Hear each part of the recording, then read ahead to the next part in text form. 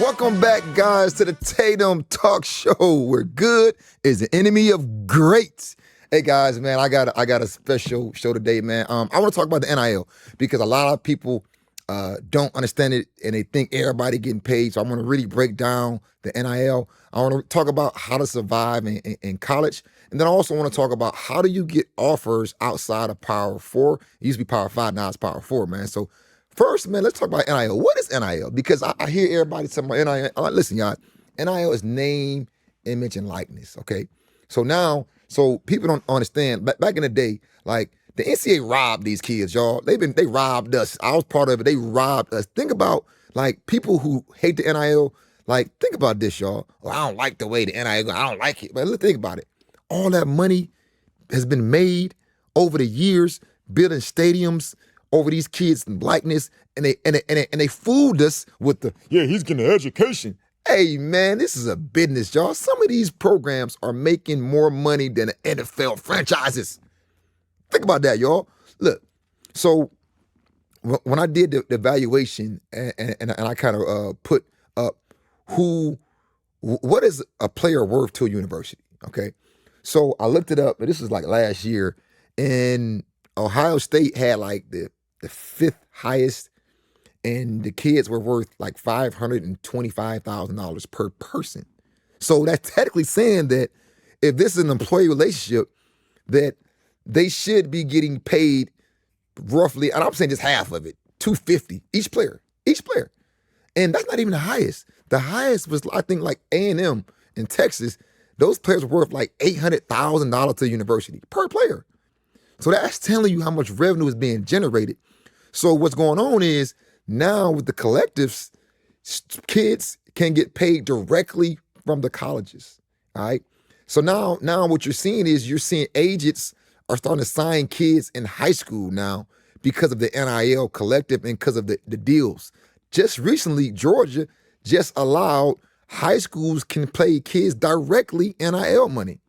So it's a good thing, but the bad thing is the conversation has changed so much because everybody believes they should be an NIL person. Now, let me just explain to y'all. You're an NIL person if you're in the top 1%. Okay, listen, I've been blessed, man. I got kids in my program that are some of the highest NIL players in the country. You know, I got kids like Javon Baker, who got drafted by the Patriots, Kyle Kennard, who's at South Carolina, probably be a first-round pick this year. Caleb Downs, you know, he broke the bank with Ohio State. Don't know how much he got, but we know it was a good chunk. And then I got some high school students, Martellus Carter, who going to Kentucky. I got Fagans, the youngest one, New Boy, he going to Auburn. And so it's out there, right? But the kids I just named are the top 1%. Like, these aren't just regular kids. These are kids that are dominant athletes. So you can't think you're just going to get NIL because everybody is getting NIL. Now, there's some schools, so this is how you got to do your own research. There's some schools that have a set number that they give to every single student, okay? So you guys got to think of it like this. With the NIL, I'm looking like, okay, I don't even got to go to the NFL because there's some kids that are making $100,000 a year, $200,000 a year, $300,000 per year, all right? And then if you have a good year, you can get more money. I've seen a kid had a good game, and then the next day he got a Mercedes-Benz truck. You know, I'm like, wow. And so it's out there for you, but everybody is not going to get it, guys. And that's the issue, and everybody thinks that. And let me just tell you, parents, when if your son is not one of those top tier guys, you can't be going to schools asking for no money. And even if your son is a top tier guy, you got to know what is the range that these kids should be getting. And there's a range for each player, just like the NFL. There's a range. So let me just explain to y'all the ranges. Quarterbacks, of course, are number one. Okay, quarterbacks number one. Athletic edge guys are number 2. Left tackles, okay, and then your corners, your receivers, and then your linebackers, and then your running backs. Okay, that's the tier. Okay, a lot of running backs aren't getting anything. Okay, some are. A lot of linebackers, unless they're like if you're the top 1%, you can expect to get NIL money. Okay, but if you're not one of those top guys, y'all be like, man, I got college coaches telling me they got kids coming in them asking about NIL, and it's like that can't be the conversation. Like you got to come in and you got to kind of understand where you're at. All right. Well, okay, my son's a 4-star. Well, if he's a 4-star, he's probably gonna get NIL money. Okay, your son's a 4-star, but you got to come in humble and you got to come in with a conversation of how can my son graduate. They'll eventually put you with the right people. But if you come in from day one, first time you meet a coach, yeah, coach, and what are the NIL opportunities? They're gonna be like, I don't know, I want this kid. Now, unless you are one of those top guys, then they'll still deal with you. But I'm just telling you, parents, you cannot come in a situation, never met a person in person. First time you see him, you're like, NIL money. Like, that's imagine. That's like, I'm related to, it's like a relationship. Like, you can't just go from meeting somebody to marrying them in 2 days. It's like, nah, you got to get to know them. You got to know what they like, know what they want. You got to, talk to them. You got to build a relationship with them. And then you asking those other type of questions. It's the same thing with the NIL. Like, the reason students in my program were able to get those deals is because they always call me up and they say, hey, coach, what do I do? I said, man, you come in there and you come respectful. You don't come in there with no cocky ass attitude. Make sure your parents are dressed appropriately because you're being evaluated when you step out of there. Like if you come into a game on a visit and mama hair ain't done or hair all looking all over the place, and daddy coming there loud and acting irate like he know football and he don't know football, they're already lowering your value just off that. Like, just off that, they were like, he got some weird kind of parents. So, now if you come in there, parents are dressed nice, you're dressed nice, you're respectful, you're asking the right questions, you're nice to everybody you meet, then that's a person they're gonna say, I want him in my program. All right. But you can't come out with the NIL conversation the first time you meet him. This is a build-up after you built that relationship, guys. You got to build a relationship with them first. Now, they're offering kids NIL deals in high school also now. So what I tell people all the time is you got to think about, well, which high school am I going to go to? Okay?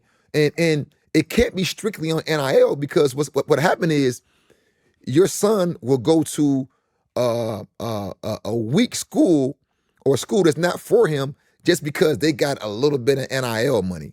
Like, you got to always think of what school am I going to go to maximize my exposure to get a football scholarship. Because once you get a football scholarship and your son is that guy, the NIL money is going to come. I promise you it's going to come. But you got to be that guy. So, like, we can't keep skipping steps. You got to be that guy athletically. You got to have good grades. You got to be a hard worker. And you got to be a respectful person. So that's why on social media, you got to understand your name, image. Your image on social media is you. So all them cussing music, highlight videos, all this crazy stuff y'all liking and sharing, like that's part of your image. You got to understand name, image, and likeness. Okay, your name is who you are. Control that. Your image is what you perceive on social media. You got to understand, could somebody put my son, put your athlete on the cover of their magazine? Could somebody put your athlete on a cereal box? Could somebody put your athlete on the face of their restaurant? So you got to understand that. What is your image like? Okay? All right? Like these are all things you got to consider. If you're going to get some NIL money, you got to fit the bill. And then understand this, I'm going to say it again, everybody is not getting money. All right. Now, it's all negotiable too, though. Now, so you got to understand when you see this contract, you got to say, do I got a lawyer? Because some of those NIL deals, that's why they suing people, because kids are suing because they're not getting their money. Well, guess what? You didn't read your contract, or you had your uncle who don't know anything about football, who think he know, do your contract. You got to get your real certified lawyer, okay, to read over your contract to make sure you're going to get what it says on there, okay? But you can't do this on your own. Again, some guys did it on their own and it worked out. But everybody that I know that did their NIL deals on their own didn't get their money. It's always something. So that's why you got to read your contract and understand name, image, and likeness. Keep your image perfect so you can have an opportunity to get some of that NIL money. All right, guys, we'll be back, guys. This show is brought to you by Elite Talent Football Academy, the #1 football program in the country. They've had over $75 million of accepted scholarships, guys. They've had guys go to NFL. They do recruiting. They do football training. They also do. Hey, y'all threw me off with that right there, man. Like y'all threw my whole thing off. All right. If I'm talking, please don't open no doors. All right. You threw my whole thing off. All right, hold on. Let me go back. Hold on. All right. This segment brought to you by Elite Talent Football Academy, #1 football training group in the country. They do football recruiting, they do training, they do consultations, they do camps. They're gonna do college visits. They've had over $75 million of accepted scholarships for their program in the last 8 years alone. They had over 500 kids get offers within 30 days of coming to their football camps. Elite Talent Football Academy, they're based here in Atlanta. Guys, good as the enemy of great. EliteTalentFootball.com is the website. Check them out. Hey guys, we're back. The Tatum Talk Show, where good is the enemy of great. Guys, this next segment, we're going to talk about how to get offers outside of P4. All right, so this is a big thing now because, guys, do you know it's only 130 Division I schools? Only 130. So most people don't even understand there's about 600 to 700 other schools that play football and get financial aid, okay? So how to get offers outside of P4. So that means that most of you all who are seeing this, most students that on your football team are going to be going to a football program outside D1. Most. Now, when you see these guys with these D1 offers, and they're every talking about blessed have my D1 offer, but those are the top guys in the country, okay? And just because you don't have a big time D1 offer, don't mean you're not a top guy in the country. All right. It just means maybe you don't have the exposure. Maybe you don't know what they know. Maybe you're not tall enough. Maybe you haven't matured yet enough. Okay. Because again, that's why you're seeing so many. Look, Shorter University here, the D2 school, they have a line. They have a lineman that transferred from there to Clemson. Okay. Valdosta State got a guy that just transferred to Georgia State. So there's guys that are going to these small schools at first, and then they're transferring up. That can be you. You can transfer up. So how to get offers outside of P4? First things first, guys. Like, first, you got to get your body right. All right? You can't be looking all skinny and talking about you need to get an offer. Your body has to look a certain way. Okay? Gotta get in the weight room. You can't go on campus all skinny, man. Like, come on, y'all. Like, you can control that. Next thing, grades. Your grades, man. Your grades are so important. So important. All right. When I'm saying grades important, you must have a 3.0 or better core GPA. 3.0 or better core. So that's not including gym, not including art, or it's including your math, your science, your English, and your social study classes. Oh, science class. Those are the classes that count towards your core GPA. 3.0 is okay. I'm saying 3.5, okay, because it puts you in a better situation. All right. Next thing is, this is probably the most important thing, y'all. Y'all gotta be realistic. Like, y'all living in some damn la-la land, not being realistic. Listen, y'all, listen to me closely. every kid say I'm D1. Every kid be like, oh, I'm going D1. My goal is to go D1. I'm like, look, man, everybody ain't D1. And listen, stop lying to your damn kids, y'all. Y'all be lying to your sons. You can do whatever you want, son. My mother said I can do it. No, you can't. In football, you can't do whatever you want. You ain't never seen a 5'11", a 5'10" D lineman starting at DN at Alabama. You ain't never seen a 5'10" D lineman starting at Ohio State. Like, the average D lineman is 6'4", 270. All right? If you don't fit that build, you ain't going to one of those schools. I'm sorry. Now, I know you're going to say, well, so-and-so. Listen, it's only a few so-and-sos. It's only a few so-and-sos. Yeah, it was a 5'7" DB, started nickel for Alabama some years back and played in the NFL. Okay? That's your story. That ain't your story, though. That dude was 5'7", running a 4.3 with a 40-inch vertical.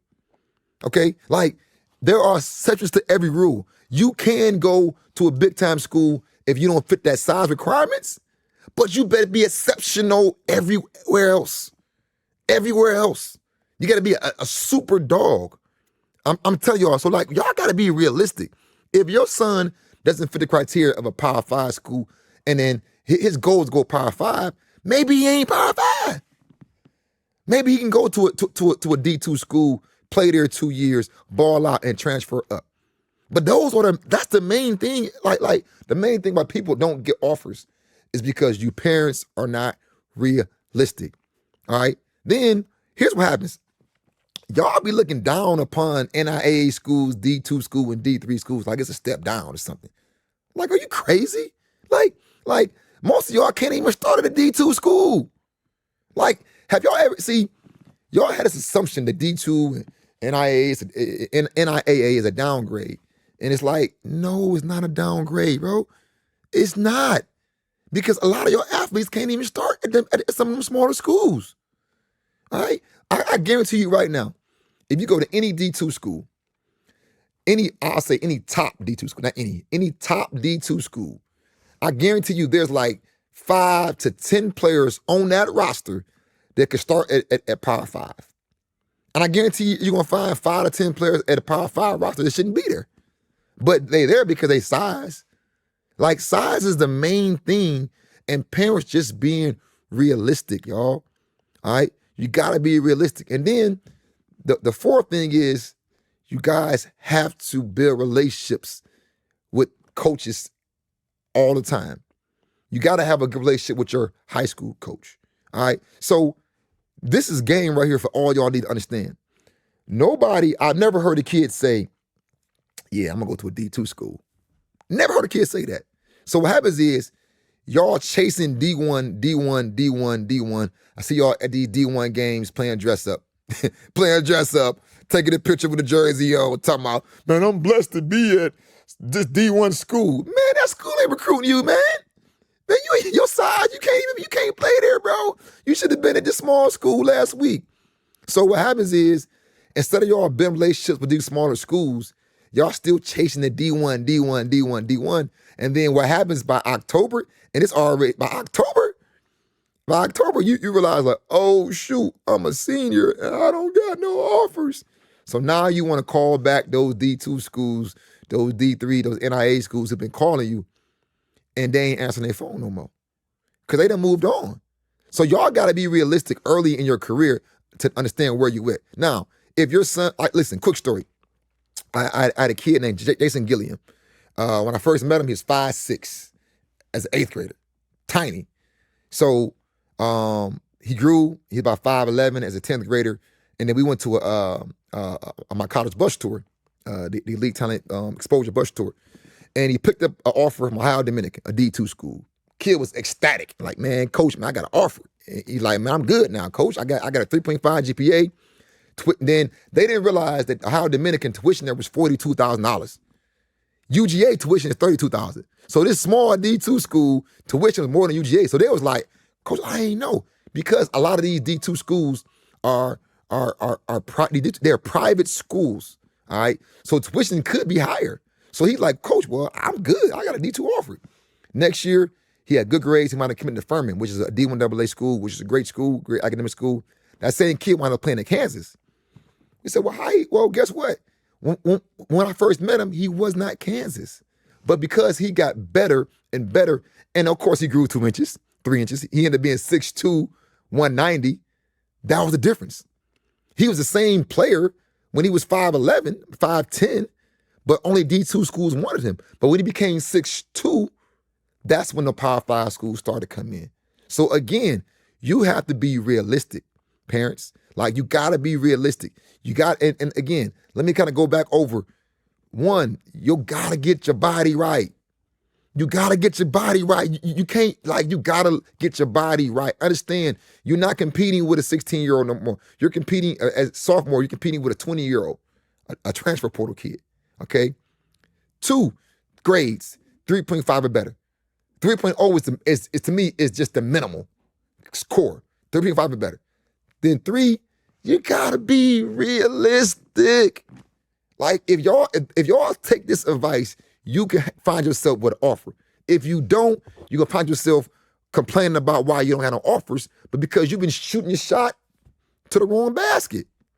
It's like, man, shoot your shot to the basket, to the 8-foot hoop.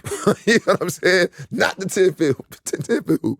All right, guys, man, that's a good segment right there, man. This segment was brought to you by Elite Talent Football Academy, the #1 football program in the country, guys. Over $75 million of accepted scholarships in the last 8 years. They do football recruiting, football consulting. They do football training, all positions. They do college tours. They do college visits. They do bus tours, man. It's #1 program in the country. Guys, there were over 500 kids that got offers after coming to their camps within 30 days. EliteTalentFootball.com. Go check them out. Welcome back, guys. The Tatum Talk Show, where good is the enemy of great.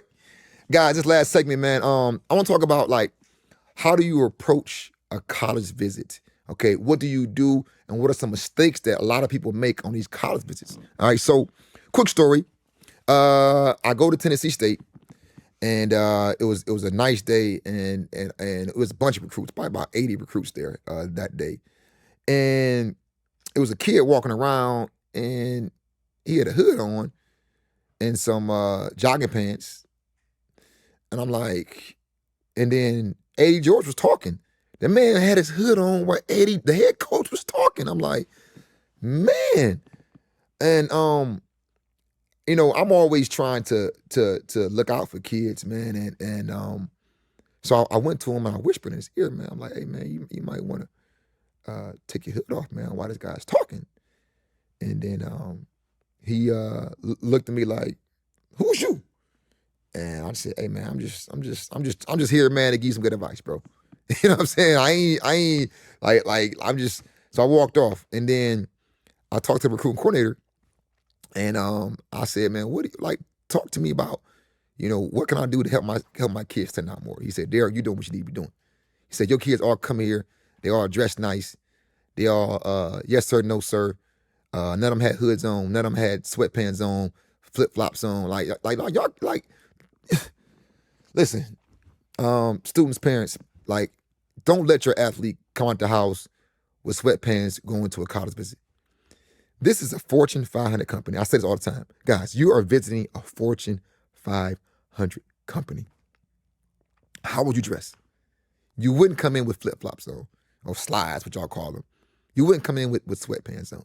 Like, you know, we dress a little different. You know, my kids, my program, we come with a collared shirt, slacks, you know, hard bottom shoes. That's us. So I'm not saying you can do that, but I'm just saying, look presentable, look respectful. All right, have your hair cut. You know, if you got, you know, those crazy dreads, whatever y'all have in your head, at least have it neat. Remember, this is the image. This is a first impression. Like, you never get a second chance to make a first impression. All right, you never get a second chance to make a first impression. So I was talking to the recruiting coordinator at TSU, and he was like, I'm like, man, so what do you think about the kid standing right there with his hood on while the head coach was talking? He was like, I don't think nothing of him. I said, what you mean? He said, we not recruiting him. He said, we don't want a kid in our program that's going to have his hood on. And then he said, Coach, I saw you whisper in his ear and he looked at you crazy. Guys, you are being evaluated. I'm telling you, you are being evaluated from when you come out the car. They're evaluating you. They're evaluating your friends. They're evaluating your parents. They're evaluating how you interact with your parents, how you interact with other people. They're evaluating your attitude, how you are being evaluated. So this kid probably was a good player.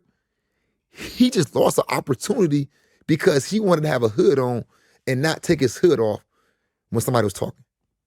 So it's like guys, when we go on a college visit, what you want to do is before you go on a visit, you want to make sure you know who you're there to see.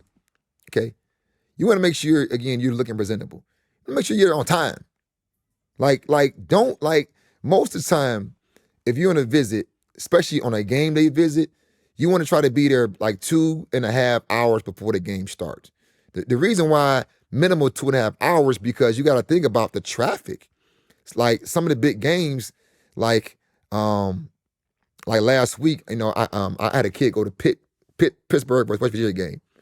And he left the house late and missed the opportunity to go on the field. I'm like, bro, he's like, well, I was there 2 hours before the game, but it was traffic. I'm like, who fault is that? Like, if you know it's a big game, it's a rivalry game, get there 3 hours before.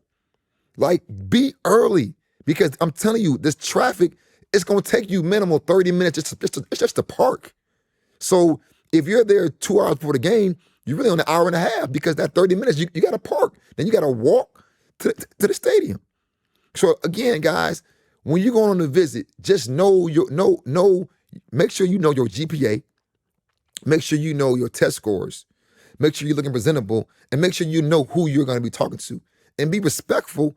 And when any adult is talking to you, look them in the eye, shake their hands, and if somebody is talking, make sure your eyes is glued to them while they're talking, because you are being evaluated, guys.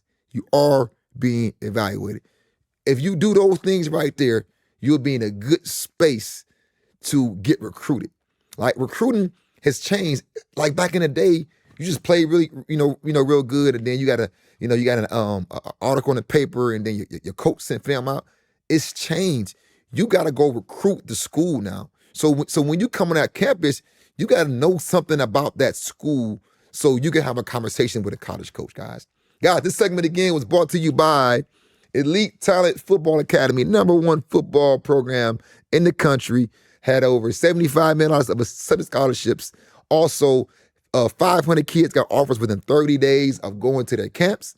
And also they do training, they do recruiting, consulting, bus tours, college visits, game day visits. Guys, if you want to get better, all ages from age 9 years old to up, join EliteTalentFootball.com. Apply on their website, EliteTalentFootball.com. Guys, that is it from this segment, man. This is a great show, guys. I'm excited about the direction we're going in, guys. This is the Tatum Talk Show, where good is the enemy of great.